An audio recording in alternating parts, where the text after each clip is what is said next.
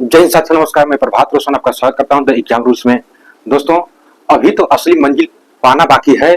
अभी तो इरादा क्या है? अभी तो तौली है मुट्ठी भर जमीन। अभी तो तौली है मुट्ठी भर जमीन। अभी तो तौलना आसमान बाकी है।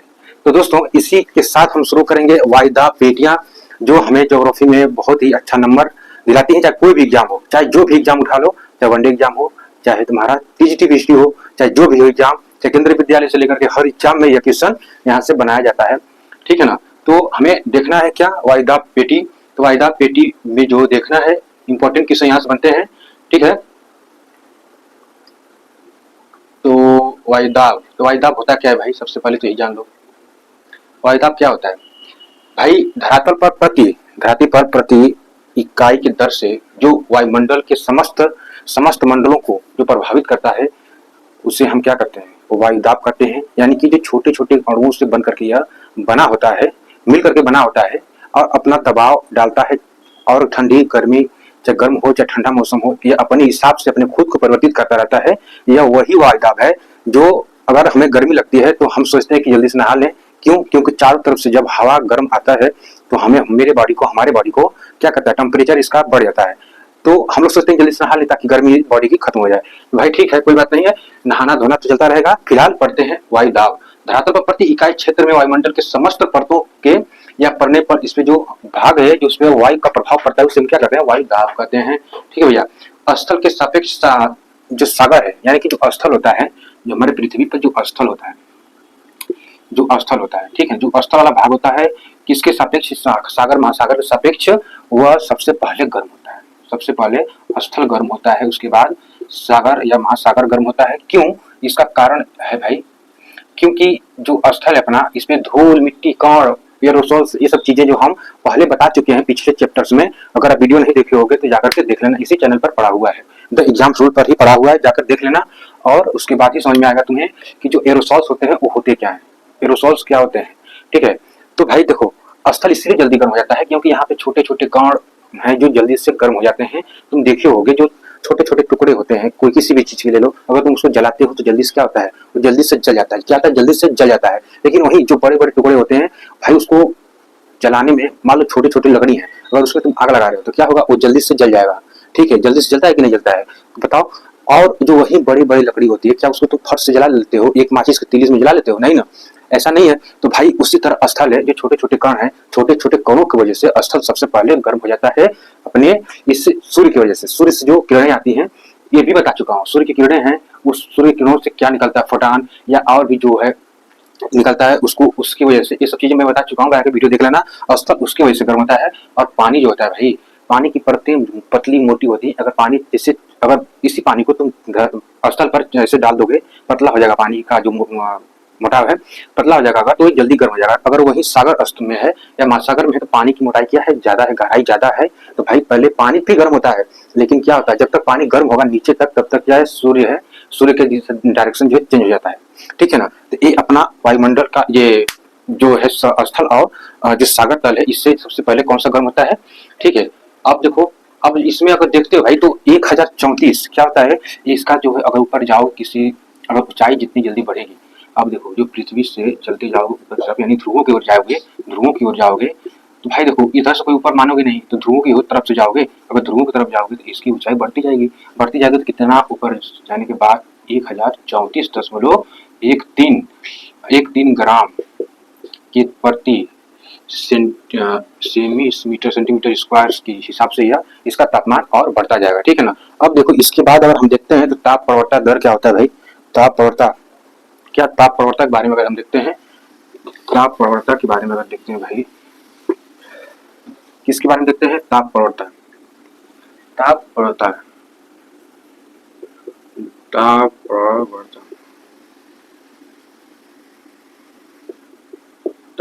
ठीक है ना? ताप प्रवणता के बारे में अगर देखते हैं तो क्या होता है? उच्च वायुदाब से निम्न वायुदाब की ओर अगर ये ढाल है इसका, तो क्या होगा? इसमें जो दाब प्रवणता इसको कहते हैं भाई। क्यों? क्योंकि बैरोमेट्रिक से इसको हम लोग क्या करते हैं? मापते हैं। बैरोमेट्रिक से इसको स्पान की तरफ से मापते हैं। यदि समताप रेखाएं पास होंगी तो दाब प्रवणता दर क्या होगा? अधिक होगा। समताप रेखाएं क्या होंगी, पास पास अगर होंगी, पास पास होंगी तो क्या होगा, पास पास होंगी तो क्या होगा, क्या बताओ, दाब बढ़ता तो क्या होगा, बढ़ेगा, क्या होगा, यह बढ़ता जाएगा, ठीक है ना, यानी कि अधिक होगा यार, बढ़ेगा या अधिक होगा, ठीक है ना। इसके बाद अगर दूर दूर होंगी तो क्या होगा, ये कम होगा, अगर दूर दूर होंगी, ये रेखाएं दूर दूर होंगी, ये रेखाएं अगर दूर दूर होती हैं भाई तो क्या होता है, इसका ताप दर कम होता है, क्या होता है, कम होता है, ठीक है ना। चलो उसके बाद देखते हैं वायुदाब पेटियों का जो वितरण है भाई, वायुदाब पेटियों का जो वितरण है उसके बारे में देखते हैं, वायुदाब पेटियों का वितरण, वायुदाब पेटियों का वितरण, वायुदाब पेटियों का वितरण अगर देखते हैं तो क्या होता है कि इस पेटी में भाई देखो, इस पेटी में यह लगभग 4 पेटियों में इसको बांटा जाता है, इसको 4 पेटियों में अगर बांटा जाता है इसको, तो वो कौन कौन सी है, पहले तो इसको समझ लो भाई, इसके क्यों किस पे होता है, किस अक्षांश पर क्या होता है, किस पे, या अगर यह विषुवत रेखा हो या फिर चाहे तुम्हारा ये कर्क रेखा हो या फिर मकर रेखा हो, ठीक है, या चाहे जो भी रेखाएं हैं उस पर किस तरह से ये प्रभाव अपना डालती हैं, इसको अगर देखते हैं हम, अगर इसको देखते हैं तो क्या होता है, देखो जो अपना नॉर्थ पोल है, जो अपना नॉर्थ पोल है और साउथ पोल, ये दोनों में डिफरेंट नहीं होता है, बहुत ज्यादा का डिफरेंट है या इस नहीं होता है भाई। देखो ध्रुवीय तापजन्य उच्च वायुदाब पेटी कहते हैं, इसको क्या कहते हैं, इसको क्या कहते हैं, ध्रुवीय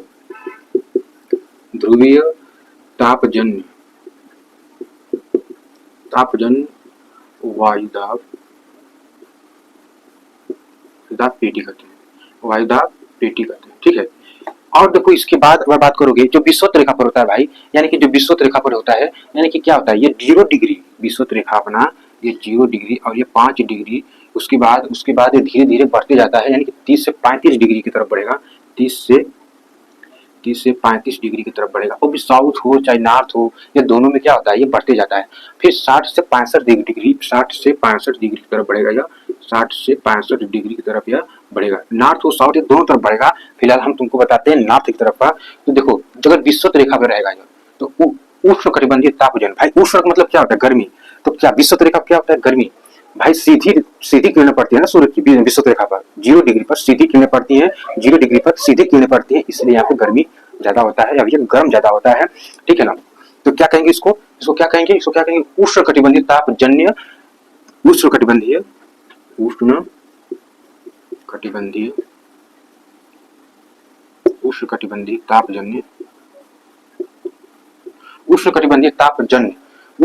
तापजन्य निम्न वायुदाब पेटी कहते हैं, क्या कहते हैं, उष्णकटिबंधीय तापजन्य निम्न वायुदाब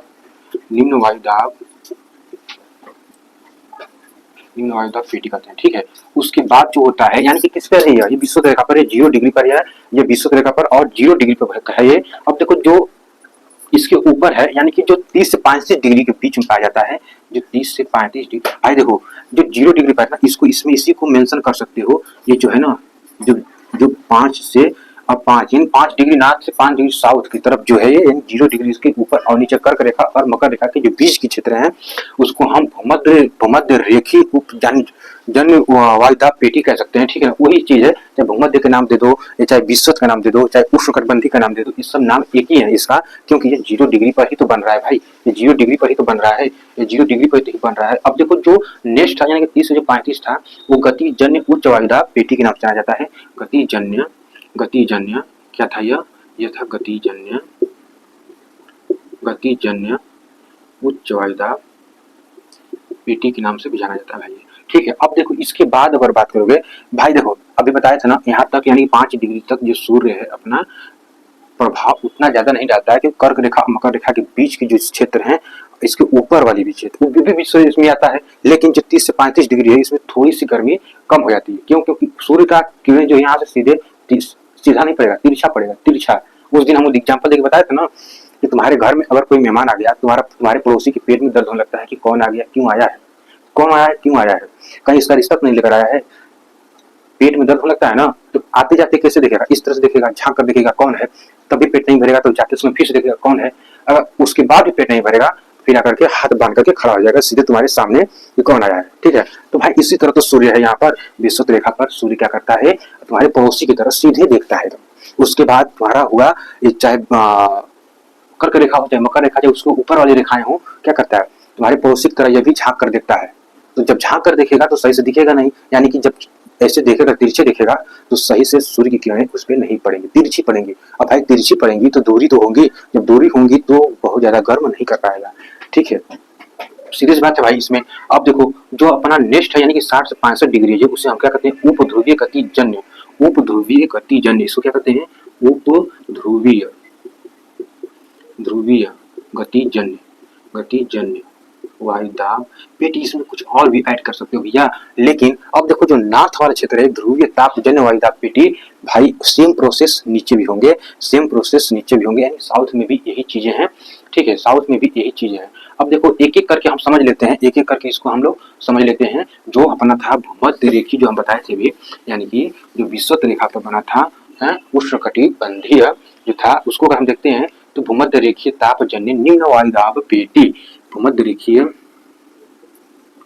भूमध्य रेखीय तापजन्य निम्न वायुदाब पेटी, भूमध्य रेखीय तापजन्य निम्न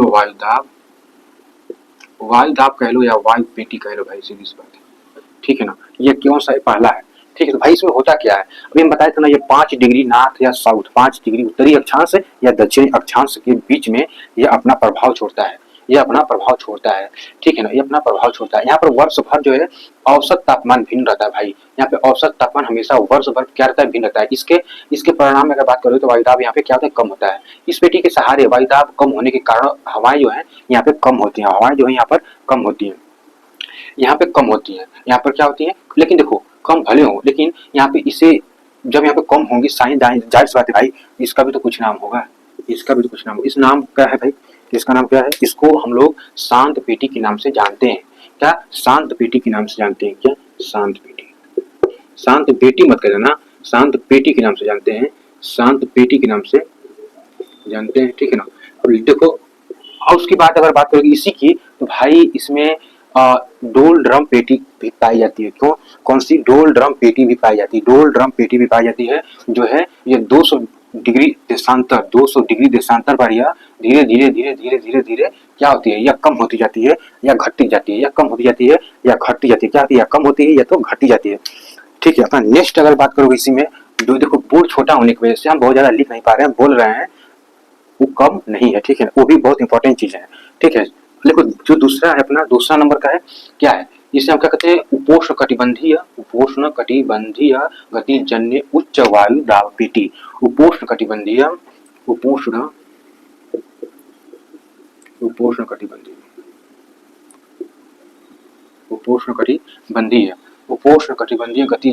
उच्च वायु दाब पेटी, उच्च वायुदाब पेटी, ठीक है ना। अब देखो जो इसमें होता है भाई, यह जो था क्या बताए थे, 30 से 35 डिग्री के बीच में नॉर्थ और साउथ ये दोनों गोलार्ध होता है, उत्तर और दक्षिण दोनों गोलार्ध होता है। कितने पर होता है यह भाई, 30 डिग्री से 35 डिग्री, नॉर्थ कह लो साउथ कह लो, उत्तर और दक्षिण अक्षांश से दोनों पर यह अपना प्रभाव छोड़ता है इसके, ठीक है ना। अब देखो इस पेटी में बात करो तो वार्षिक वायुदाब जो है ना, वार्षिक वायुदाब तापमान यहाँ पे क्या होता है, उच्च होता है। वार्षिक वायुदाब का तापमान जो होता है क्या है, हमेशा उच्च होता है, हमेशा उच्च होता है, ठीक है ना, हमेशा उच्च होता है। जब भाई उच्च होगा तो वायुदाब भिन्न भिन्न होगा, वायुदाब क्या होगा, वायुदाब यहाँ पर भिन्न होगा,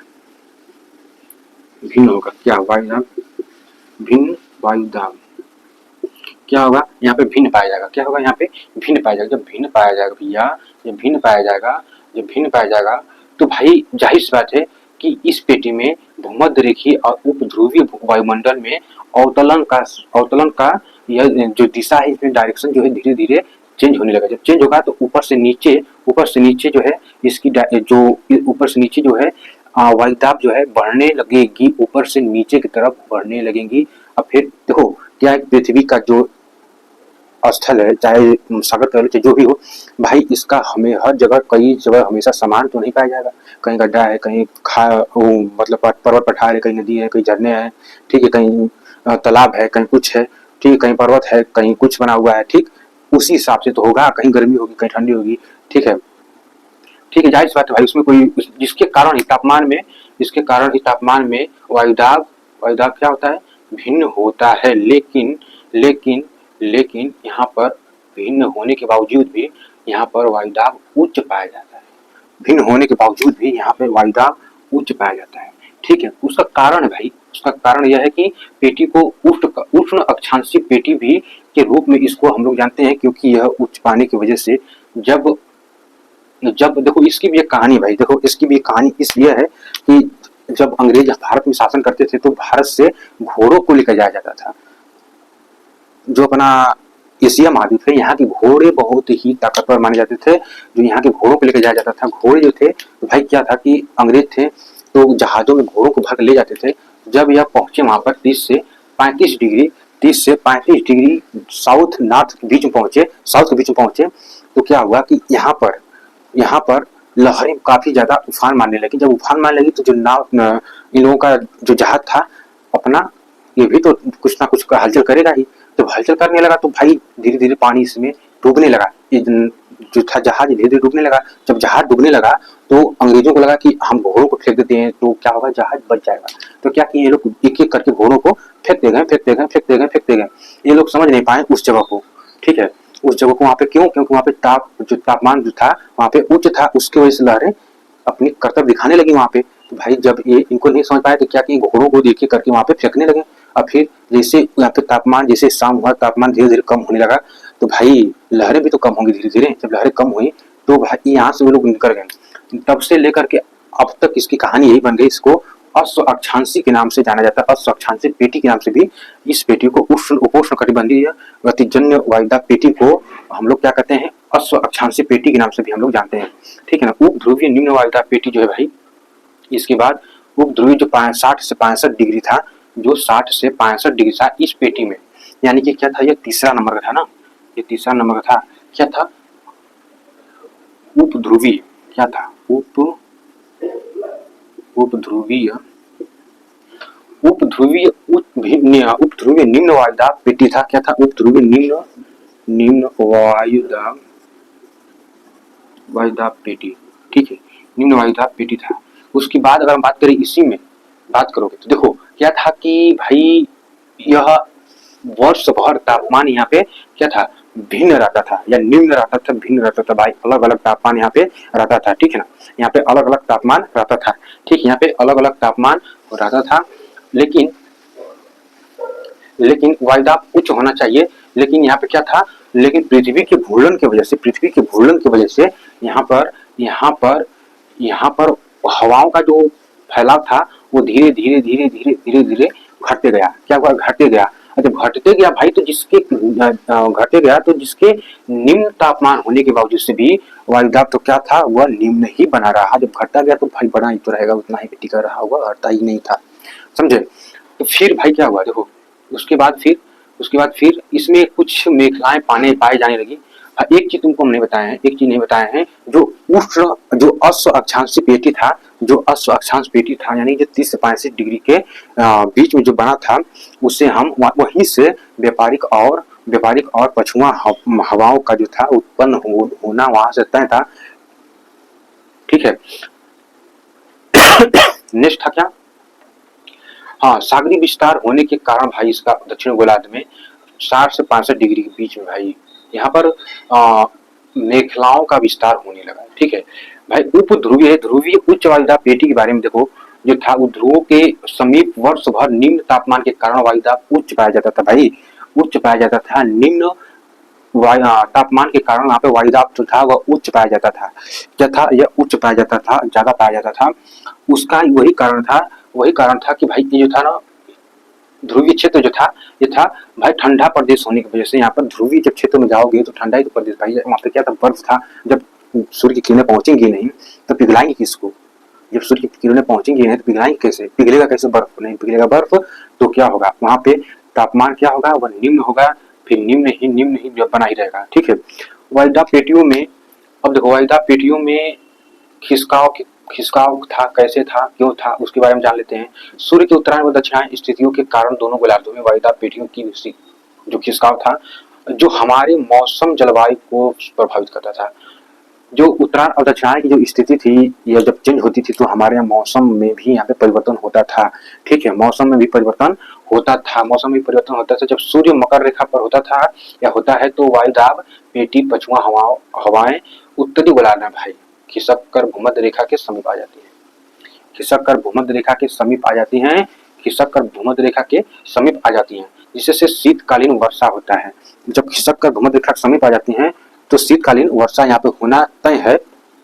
ठीक है, शीतकालीन वर्षा होना यहाँ पर क्या था, तय था। ठीक है, और भाई सूर्य कर्क रेखा पर होता है तो उस समय स्थान पर व्यापारिक पवनों का, व्यापारिक हवाओं का प्रभाव देखा जाता है। व्यापारिक हवाओं का प्रभाव क्या है, देखा जाता है। ठीक है, तो